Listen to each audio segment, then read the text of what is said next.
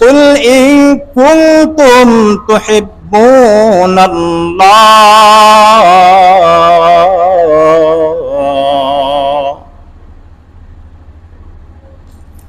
যদি তোমরা আল্লাহকে ভালোবাসতে চাও, ফাত্তাবিউনি ইউহিব্বুকুমুল্লাহ, তাহলে হে নবী বলে দাও তোমার উম্মতেরা যেন আমার অনুসরণ করে, অর্থাৎ নবীর অনুসরণ করে। যদি নবীর অনুসরণ করে তো আল্লাহ ভালোবাসবে। বলেন সুবহানাল্লাহ। নবীর অনুসরণের মধ্যে রয়েছে কি? আল্লাহর ভালোবাসা। আমরা কেন আল্লাহকে ভালোবাসবো?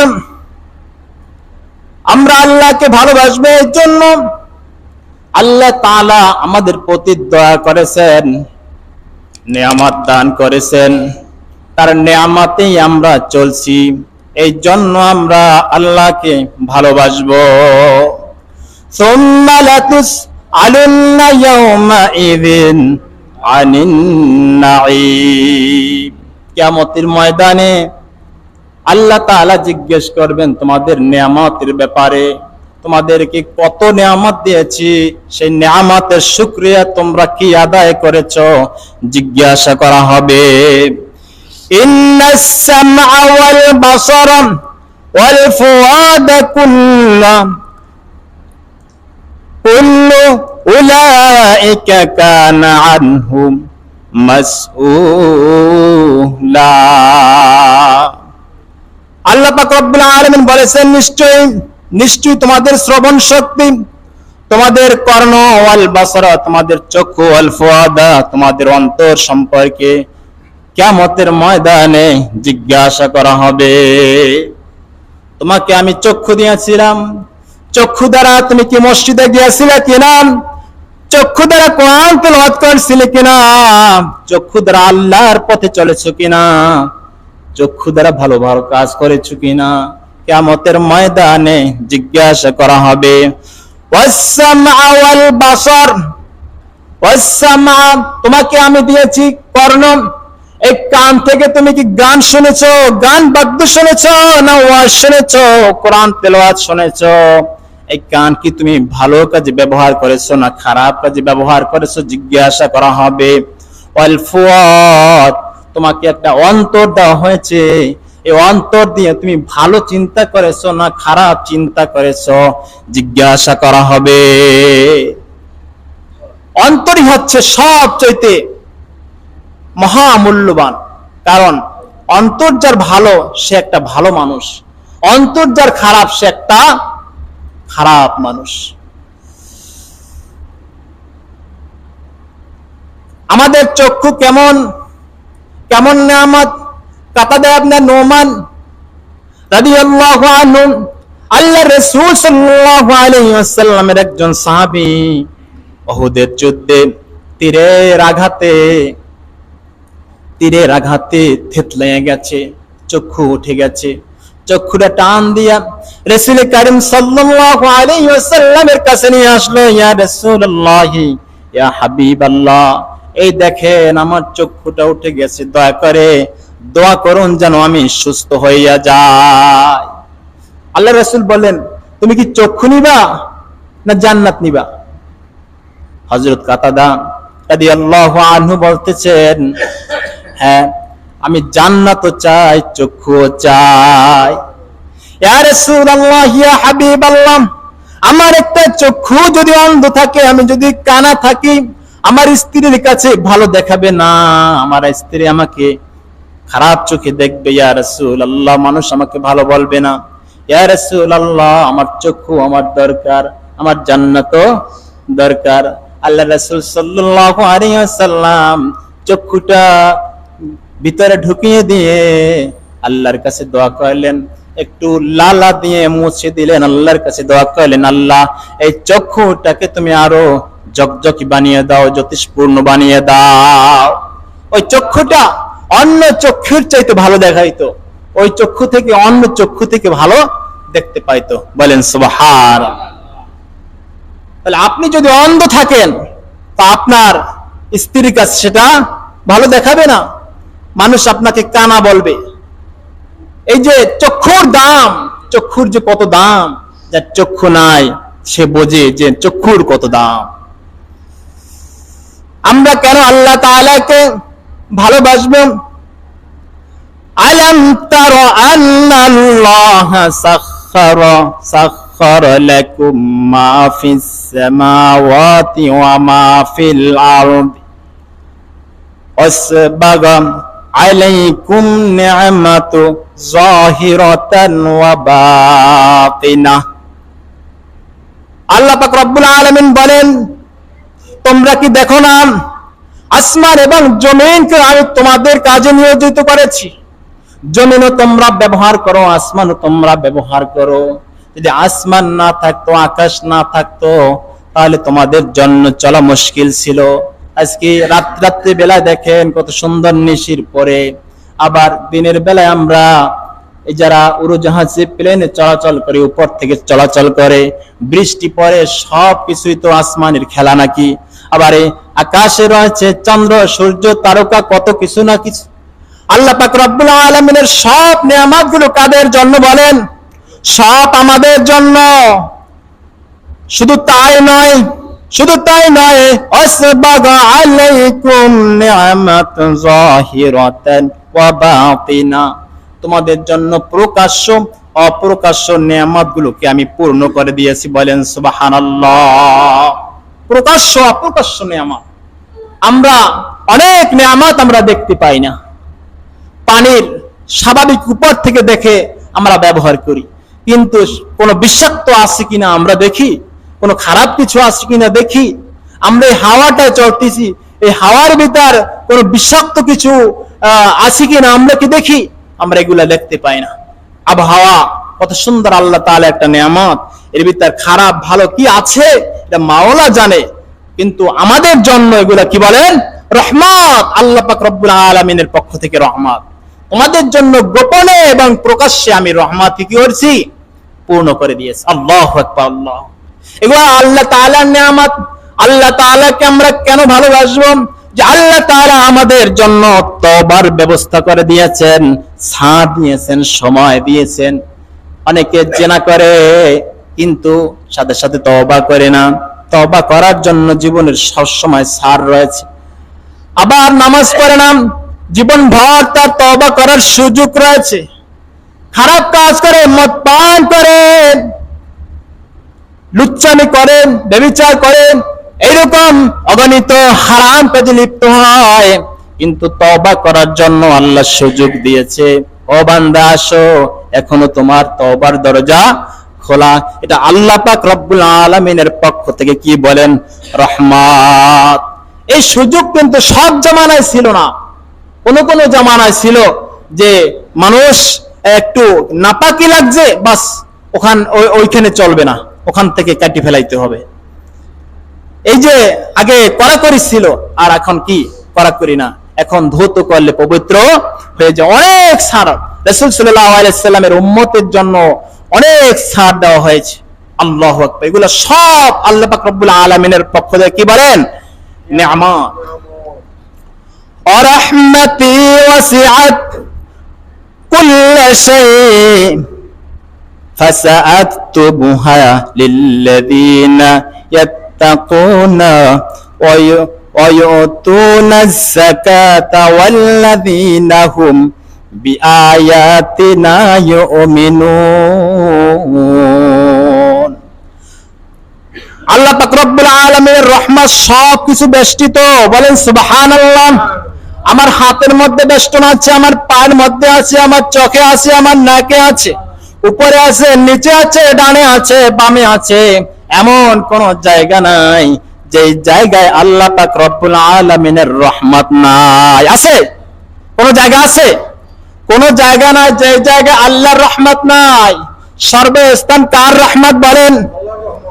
সর্বস্থানে রয়েছে আল্লাহর রহমত। এই রহমত লিখে দেব কাদের জন্য? লিল্লাযিনা ইয়াত্তাকুনা, যারা মুত্তাকি, আল্লাহর জন্য যারা সমস্ত খারাপ কাজ থেকে বিরত থাকে, মুত্তাকি, এমন মুত্তাকিনদের জন্য আমি রহমত লিখে দিব। আয়াতুনাস যাকাতা, যারা যাকাত আদায় করে তাদের জন্য রহমত লিখে দিব। ওয়াল্লাযীনা হুম বিআয়াতিনা ইউমিনুন, যারা ঈমান আনে কোরআনের সমস্ত আয়াতের উপর তাদেরকে রহমত লিখে দেব। বলেন সুবহানাল্লাহ। যারা কোরআন শরীফের সমস্ত আয়াতের উপর কি রাখে? ঈমান রাখে। আমাদের ঈমান কি বলতে পারেন? আমাদের ঈমান হলো শুধু আল্লাহকে বিশ্বাস করি, রাসূলকে বিশ্বাস করি, বাস, কিয়ামতকে বিশ্বাস করি, এই এতটুকু ঈমান। কিন্তু কোরআন শরীফের মধ্যে অগণিত আয়াতের বিভিন্ন বিধান রয়েছে, শত শত বিধান রয়েছে, হাজার হাজার বিধান রয়েছে। অনেকটা মানে তো অনেকটাই মানি না, আর অধিকাংশ মানি না। আমরা নামে মাত্র মুসলমান, আমরা ইসলামী রাজনীতিকে মানি না, আমরা নামে মাত্র মুসলমান, আমরা ইসলামিক বিচারকে মানি না, আমরা নামে মাত্র মুসলমান, আমরা এরকম কোরআনের অগণিত বিধি নিষেধকে আমরা মানি না, তোয়াক্কা করে চলি। কিন্তু পরিপূর্ণ ঈমানদার সে, যে কোরআনের মধ্যে যা আসবে সব বিশ্বাস করবে, একেবারে শুরু থেকে শেষ পর্যন্ত। এমন কোন আয়াত নেই, এমন কোন বিধান নেই, এমন কোন নিষিদ্ধ কাজ নাই যেটা মুমিনগণ বিশ্বাস করবে না। যারা সব কিছুর উপর ঈমান রাখে তাদের জন্য রহমত লিখে দেব। বলেন সুবহানাল্লাহ। তাহলে বোঝা যায় যারা ভালো ব্যক্তি সমাজের, তাদের জন্য রহমত লিখে দিবেন। তা সত্ত্বেও দেখা যায় অনেক মানুষ বিপদগ্রস্ত, নামাজ পড়ে তারপরও বিপদে, যাকাত দেয় তারপরও বিপদে, হজ করে তারপরও বিপদে, তাকওয়ার উপর চলে তারপরও বিপদে। বলে আল্লাহ তাআলা তোমাকে পরীক্ষা করতেছেন। ওয়ালানাবলুওয়ান্নাকুম বিশাইইম মিনাল খাউফি ওয়াল জু'i ওয়া নাকসিম মিনাল আমওয়াল ওয়াল আনফুসি ওয়াস সামারাত। আল্লাহ পাক রব্বুল আলামিন বলেছেন, আমি পরীক্ষা করব মুমিনদেরকে মিনাল খাউফ, ভয় দিয়ে। কি দিয়ে বলেন? ভয়, শত্রুদের ভয়, হিংস্র প্রাণীর ভয়, বিভিন্ন ধরনের ভয়, বিভিন্ন জ্বালাতন, বিভিন্ন নির্যাতন। দেখবেন যে যত ভালো মানুষ তার নির্যাতনের কোনো শেষ নাই। কি কথা সত্য কিনা? ভালো মানুষের উপর নির্যাতনের অভাব নাই।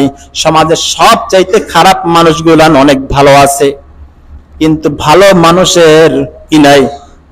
ভয়ের কোনো অভাব নাই। প্রত্যেকটা কথা তার অনেক চিন্তা ভাবনা করে বলতে হয়।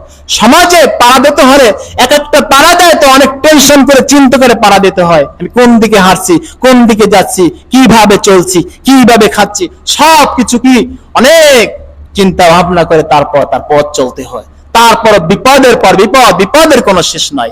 আল্লাহ জানিয়ে দিলেন, তোমাকে ভয় দিয়ে আমি পরীক্ষা করব, আমি ক্ষুধা দিয়ে পরীক্ষা করব, অভাব দিয়ে পরীক্ষা করব, দেনা দিয়ে পরীক্ষা করব। ভালো ইমানদার বান্দা দেনায় পড়ে যায়, অভাবে পড়ে যায়, টাকা পয়সার অভাবে কাম নাই, টাকা পয়সা ধন দৌলত ক্ষতিগ্রস্ত হয়। অনাকাসিম মিনাল আমওয়াল, মাল সম্পদ কি ক্ষতি করে? কৃষি আছে, কৃষি নষ্ট হয়ে যায়, সুবারি তেমন হয় নাই, বলে গাছপালার উপর ঠাড়া গর্জি পরে শেষ হয়ে গেছে। এরকম হাজার হাজার বিপদ, মাল সম্পদের উপর বিপদ দিয়ে আমি পরীক্ষা করব। ওয়াল আনফুসি ওয়াস সামারাত, নিজের নফসের উপর বিপদ দিব। নফসকে নফস, যে তার মৃত্যুর ভয় আছে, কি আছে? তার মৃত্যু ভয় আছে, শহীদ হয়ে যাইতে পারে। আন্দোলন, ইসলামের পক্ষে আন্দোলনে গেলে তার কি গুলি লাগতে পারে, সে শহীদ হয়ে যাইতে পারে। সে ইসলামের উপর চলতে গেলে তার জানের কি আছে? ভয় আছে। এই যে ভয় ও সামারাত, তার যে ফল ফসল আছে, এই সব কিছু বিনষ্ট করে আমি তাকে কি করতে পারি? পরীক্ষা করব। কাকে? মুমিন বান্দাকে। ওয়াবাশশিরিস সাবিরিন, এত কিছু বিপদ আপদ দেওয়ার পরও যারা ধৈর্য ধারণ করবে, যারা ধৈর্যশীল, সর্বদা আল্লাহ তাআলার উপর তাওয়াক্কুল করবে। আল্লাহ তুমি বিপদে ফেলাও, আপদে ফেলাও, আর যাই করো না কেন, আমি ভালোতেও তোমার উপর শুকর, খারাপেও তোমার উপর ধৈর্য, আমি সর্বাবস্থায় আমি তোমার উপর সন্তুষ্ট। বলেন আলহামদুলিল্লাহ। আমরা সর্বাবস্থায় কি থাকবো? আল্লাহর উপর সন্তুষ্ট। কারণ এমন কোন বিপদ নাই যে আপনি ইচ্ছা করলে বিপদ থেকে মুক্ত হবেন। কারণ যেটা লেখা আছে তাকেও কর্তন করতে পারবে না। আপনি আমাকে অনেক উপকার করেছেন, এটা আমার ভাগ্যে লেখা আছে, এটা আমার ভাগ্যে লেখা আছে। আপনি তো অহংকার করতেছেন, আমি ছাড়া মনে হয় তার কেউ নাই। ব্যাপারটা এরকম নয়, আপনার মাধ্যমে আমার উপকার হবে, এটা আল্লাহ অনেক আগেই লিখে রেখেছেন। সুতরাং এটা আপনার অহংকার কিচ্ছু না, আর আপনার তোষামত করার আমারও কিচ্ছু না, কারণ আমার ভাগ্যে এটা রয়েছে, এটা ভাগ্যে আমার রয়েছে। আল্লাহ পাক রব্বুল আলামিন বলেন, قل يا عبادي الذين أسرفوا على أنفسهم لا تقنطوا من رحمة الله إن الله يغفر الذنوب جميعا إنه هو الغفور الرحيم। আল্লাহ পাক রব্বুল আলামিন তিনি আয়াত নাজিল করলেন। এই আয়াত কেন নাজিল করলেন? এই আয়াতটা নাজিল হওয়ার পিছনে কি আছে? কারণ আছে। মক্কার লোকদেরকে যখন ইসলামের জন্য রাসূল সাল্লাল্লাহু আলাইহি ওয়াসাল্লাম দাওয়াত দিল, তখন অনেক লোক আসিয়া বলতেছে, হে আল্লাহর নবী, আপনার কথা তো সত্য, বিশ্বাস করি যে আপনার কথা সত্য, কিন্তু আমরা যে আমার ধর্ম ছাড়িয়ে দিয়ে মুসলমান হয়ে যাব, মুসলমান হলে কি হবে? আমি তো অনেক লুচ্চামি করেছি, অনেক জিনা করেছি, অনেক দর্শন করেছি, অনেক গুনাহের কাজ করেছি, অনেক লোককে আমি হত্যা করে ফেলেছি, নেশার জগতে খারাপ ছিলাম, সর্বজগতে খারাপ ছিলাম। ইয়া রাসূলুল্লাহ, আল্লাহ কি আমাকে ক্ষমা করবেন এই জিনা থেকে? আল্লাহ কি ক্ষমা করবেন এই হত্যার গুনাহ থেকে? আল্লাহ কি ক্ষমা করবেন নাকি? আল্লাহ রাসূল সাল্লাল্লাহু আলাইহি ওয়াসাল্লামের কাছে আয়াত নাযিল হলো, কুল ইয়া ইবাদিয়াল্লাযী ইয়াসরাফু আলা আনফুসিহিম, হে আমার বান্দারা, তোমরা নিজেদের উপর কি করিও না? অত্যাচার করিও না, বরং তোমরা এই ভাবিও না তোমরা অপরাধ করবা আর আল্লাহর কাছে ক্ষমা চাবে, এরকম না হয়। অপরাধ করলে তো নিজের উপর নিজে জুলুম করা, নিজের উপর অত্যাচার করা। কারণ আমি অপরাধ করার কারণে কিয়ামতের ময়দানে আমি জাহান্নামী হব, আর আমি আমাকে জাহান্নামে ঠেলে দিচ্ছি। আমি নামাজ না পড়ে আমি কোথায় ঠেলে দিচ্ছি বলেন? জাহান্নামে ফেলে দিচ্ছি। আমি যাকাত না দিয়ে আমাকে জাহান্নামে ফেলে দিচ্ছি। আমি হজ না করে আমাকে জাহান্নামে ফেলে দিচ্ছি, যার জন্য হজ ফরজ। আমি খারাপ কাজ করে আমাকে জাহান্নামে ফেলে দিচ্ছি। আল্লাহ তাআলা বলতেছেন, হে আমার বান্দারা, তোমরা তোমাকে জুলুমে ফেলাইও না, তোমার অন্তরকে তুমি জাহান্নামে নিক্ষেপ করিও না, তুমি তোমার উপর জুলুম করিও না। লা তাকনাতু মির রাহমাতিল্লাহ, আর আল্লাহর রহমত থেকে তোমরা দূরে সরে যাইও না, নৈরাশ হইও না, বরং আল্লাহর রহমত তোমার উপর পড়বে। তুমি আল্লাহর উপর ভরসা করো, আল্লাহ তোমাকে ক্ষমা করে দিবে। বলেন সুবহানাল্লাহ। আল্লাহ কি করবে? ক্ষমা করে দিবে। আল্লাহ ওয়াদা দিয়েছে, বান্দা তুমি যদি তওবা করো, আল্লাহ কি করবে বলেন? ক্ষমা করে দিবেন। আর কোন লোক যদি হিন্দু, খ্রিস্টান, অন্য ধর্ম থেকে ইসলাম ধর্ম গ্রহণ করে, যে বয়সী গ্রহণ করুক না কেন, 55 বছর হোক, 70 বছর হোক, 100 বছর হোক, 100 বছর পর্যন্ত আকাম কুকাম বহুত করেছে, তারপরে যখন সে মুসলমান হয়ে গেছে, মুসলমান হওয়ার সাথে সাথে পিছনের গুনাহগুলোকে আল্লাহ মাফ করে দেয়। বলেন সুবহানাল্লাহ। মাফ করে দেয় কে? আল্লাহ। আর আমরা কি? আমরাও আল্লাহ তাআলার কাছে ক্ষমা চাবো, আল্লাহ ইচ্ছা করলে কি করবে? ক্ষমা করে দিবে। আমরা আল্লাহ তাআলাকে কেন ভালোবাসবো? আমরা আল্লাহ তাআলাকে ভালোবাসবো, তিনি অনুগ্রহ দানকারী কে? আল্লাহ তাআলা। রাসূল সাল্লাল্লাহু আলাইহি ওয়াসাল্লাম বলেন, আল্লাহ সব কিছুকে অনুগ্রহ করা পছন্দ করেন, সব কিছুর উপর রহমত নাজিল করা পছন্দ করেন। সুতরাং তোমরা অনুগ্রহকে পছন্দ করো। তোমরা যখন কাউকে হত্যা করবা, তো কোন জিনিসকে, কোন প্রাণীকে হত্যা করবা তো সুন্দরভাবে করবা। যদি কোন প্রাণীকে তোমরা জবে করো, সেটাও সুন্দরভাবে করো। জবে করলে সেটা সুন্দরভাবে করতে রাসূল করছেন। ছুরিটা ভালো করে ধার দিয়ে নাও, ওটাকে ভালো করে ধরে নাও, তার যেন কষ্ট কম হয়, এই ব্যবস্থা করেছেন কে? আল্লাহ। রাসূল সাল্লাল্লাহু আলাইহি ওয়াসাল্লাম বলতেছেন, আল্লাহ অনুগ্রহকে পছন্দ করে, সব কিছুর উপর অনুগ্রহ পছন্দ করে। সুতরাং তোমরাও সমস্ত কাজে অনুগ্রহ করিও। এজন্য আমরা যারা প্রাণী পুষি তারা প্রাণীর উপর কি করবো বলেন? অনুগ্রহ করব, তাদের টাইম মতন খাবার দিব, তাদেরকে যখন জবাই করবো সুন্দরভাবে জবাই করবো। এটা কার আদেশ? কুল ইন কুনতুম তুহিব্বুনাল্লাহ, যদি তোমরা আল্লাহকে ভালোবাসতে চাও। আমরা কেন আল্লাহকে ভালোবাসবো? তিনি আমাদের উপর অনুগ্রহ দান করেছেন।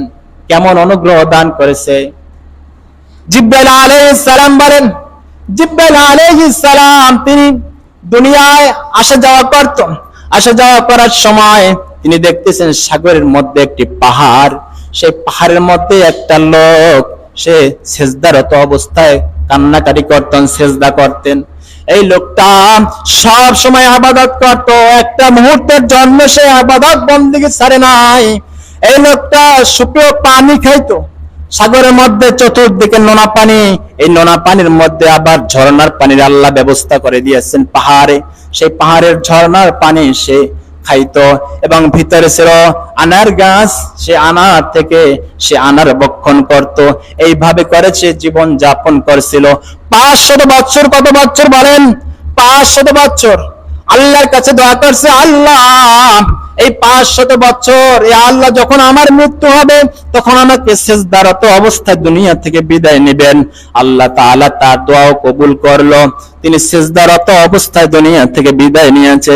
আল্লাহ রাসূল সাল্লাল্লাহু আলাইহি ওয়াসাল্লাম বলেন, যখন কিয়ামতের দিন আসবে তখন আল্লাহ পাক রব্বুল আলামিন ওই ব্যক্তিকে বলবে, তখন ফেরেশতাদেরকে বলবেন, আমার রহমতে ওই ব্যক্তিকে জান্নাত দাও, আমার রহমতে ওই ব্যক্তিকে জান্নাত দাও। তখন ওই লোকটা বলবে, আল্লাহ তোমার রহমতে আমি জান্নাতে যাওয়ার চাই না, বরং আমি যাওয়ার চাই আমার ইবাদতের বিনিময়। কিসের বিনিময় বলেন? যারা ইবাদতের ভরসা করতেছেন তারা বুঝেন, তারা কিন্তু এখানে বোঝার আছে। সে বলতেছে ইবাদতের বিনিময় জান্নাতে যাওয়ার চাই। আল্লাহ বলতেছে ঠিক আছে, ওর ইবাদতকে একদিকে রাখো আর আমার নেয়ামতগুলো অন্য পাল্লায় রাখো। তখন পাল্লাকে স্থাপন করা হবে। একদিকে তার ইবাদত রাখা হলো, অপর দিকে একটা চক্ষুকে রাখা হলো। চক্ষুকে রাখার সাথে সাথে একটা চক্ষুর বিনিময় ওই ইবাদতের 500 বছর সমস্ত ইবাদত সমান সমান হয়ে যাবে। কয়শো বছর ইবাদত বলেন? 500 বছর ইবাদত কয়টা চক্ষুতে বলেন? একটা চক্ষুতে 500 বছর ইবাদত সমান হয়ে গেছে। এবার আল্লাহ পাক রব্বুল আলামিন বলবেন, আর কোন নেকি আছে নাকি? বলেন না। তো এবার তুমি কোন বিনিময়ে জান্নাতে যাবা? তোমার তো নেকি শেষ হয়ে গেল। এবার তাকে তোমরা জাহান্নামে নিক্ষেপ করো। এবার ফেরেশতারা পাকড়াও করে জাহান্নামের দিকে নিয়ে যাওয়া হবে। জাহান্নামে যখন যাবে তখন সে পিছনের দিকে বারবার তাকাবে, আবার সামনে তাকাবে, আবার পিছনে তাকাবে, ঝাড়তেছে আর পিছনে তাকায়, হাঁটতেছে আর পিছনের দিকে তাকাইতেছে। আল্লাহ পাক রব্বুল আলামিন বলবেন, এই ফেরেশতারা ওকে এদিকে নিয়ে আসো। তাকে যখন আল্লাহর কাছে আনা হবে তখন আল্লাহ তাআলা জিজ্ঞেস করবে, হে আমার বান্দা, তুমি পিছনে কেন বারবার তাকাইতেছিল? তখন ওই লোকটা বলবে, আল্লাহ আমি পিছনের দিকে তাকাইতেছি, আল্লাহ আমি তোমার রহমতে আমি জান্নাতে যাওয়ার চাই। কিসের বিনিময় বলেন? রহমতের বিনিময়। তখন আল্লাহ পাক রব্বুল আলামিন তাকে জিজ্ঞেস করবে, তুমি যে তোমার ইবাদতে জান্নাতে যাওয়ার চাও, তোকে ইবাদত করার যে ক্ষমতা, এটা কি তোর ইবাদতের বিনিময় না আমি তোকে দিয়েছি? বলে আপনি দিয়েছেন। বলে চক্ষু দিয়েছে কেডা? বলে আমি। এই সাগরের মধ্যে নোনা পানির মধ্যে সুমিষ্ট পানির ব্যবস্থা করছে কে? বলে আপনি। বলে এটা কি তোর ইবাদতে না আমার রহমতে? বলে আপনার রহমতে। বলে এই 500 বছর তোকে যে জীবন দিয়েছি, জীবন কি তোর রহমতে হয়েছে না আমার রহমতে? তোর ইবাদতে হয়েছে না আমার রহমতে? বলে আপনার রহমতে হয়েছে। বলে তুমি যে আমার কাছে দোয়া করছিলে সিজদারত অবস্থায় দুনিয়া থেকে যেন আমি বিদায় নেই, এই দোয়াটা কবুল করেছিলাম, এটা কি তোমার ইবাদতের বিনিময় না আমার রহমতে? বলে আপনার রহমতে। আমার রহমতে যখন তোমার সবকিছু, আমার রহমতের বিনিময়ে তোমাকে আমি জান্নাত দান করলাম। বলেন সুবহানাল্লাহ। সুতরাং আমরাও নামাজ পড়তে পারি, রহমত চাবো কার কাছে? বলেন আমরা রোজা রাখতে পারি, তারপরে ভরসা করবো কার কাছে? কারণ জীবনের আমার জীবনের একটা সিজদা আল্লাহ কবুল নাও করতে পারে, একটা রোজাও কবুল নাও হতে পারে। হয়তো এমন কোন কথা বলে ফেলছি যে কথার দরুন পিছনের সমস্ত ইবাদত বন্দেগি কাটা হয়ে গেছে। হয়তো হিংসা করেছি। আল্লাহ রাসূল সাল্লাল্লাহু আলাইহি ওয়াসাল্লাম বলেন, যার মধ্যে হিংসা রয়েছে, এই হিংসা তার সমস্ত নেকিগুলোকে জ্বালিয়ে ভস্মীভূত করে দেয়। আমাদের এমন কার মধ্যে কে আছে যার মধ্যে কম বেশি হিংসা নাই? সুতরাং আমার নেকিগুলো তো কাটার জন্য, জ্বালিয়ে দেওয়ার জন্য আমার তো হিংসাই কি হয়েছে বলেন যথেষ্ট। সুতরাং আমার জীবন ভারে ইবাদত শেষ হয়ে যাইতে পারে, আমার জীবন ভার বন্দেগীও শেষ হয়ে যাইতে পারে, বিলীন হইতে পারে। সুতরাং আমি সব সময় ভরসা করব কার? আল্লাহর ভরসা করব। আল্লাহ মসজিদে ঢোকার যখন তৌফিক দিয়েছো, বাড়ি থেকে যখন আমাকে গুনাহ থেকে বাঁচাইয়া নেকির কাজে আনছই, যখন সেজদা করার তৌফিক দিয়েছো, তখন তুমি আমাকে জান্নাতে ঢুকানোর তৌফিক দান করিয়ে বলেন আমিন। আল্লাহ পাক রব্বুল আলামিনের ইবাদত বন্দেগী সব সময় জীবন ভর করতে পারি, আল্লাহ কবুল মঞ্জুর করেন, বলেন আমিন।